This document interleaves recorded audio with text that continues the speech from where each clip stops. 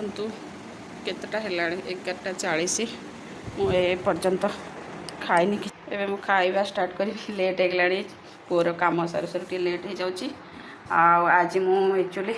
Husband को पचारि कौन खाइबा करेंगे रहिले रहिले किसी कहले पचर कहते उपमा टे खाइबा जस्ट उपमा करी मत गैस गैस हम बोली रुटी खाए सब बड़े टे बड़की गला से उपमा उपमा सहित एक्चुअली मटर तरकारी चटनी टे भल लगे बट कौन करवा आज तो सतुला टाइप गोटे तरकारी हो सतुला टाइप गोटे तरकारी होता कालीर छोले थिला राति फ्रिज रे गरम कराई कौन टिके उपमा बोली कौन मटर समस्ते घरे खाइले हाँ टे करदे से कहले हो घर टे मटर तरकारी पकईदे छोले टे पकईदे आ ये तरकारी टे पकईदे सब मिसामिशी करी आज खाईदे आ कौन करवा आम जहाँ भी गोटे खाईदे कथा समस्त आम खाଇବା କଥା। ब्लॉगटा भल लगे सब्सक्राइब करदे।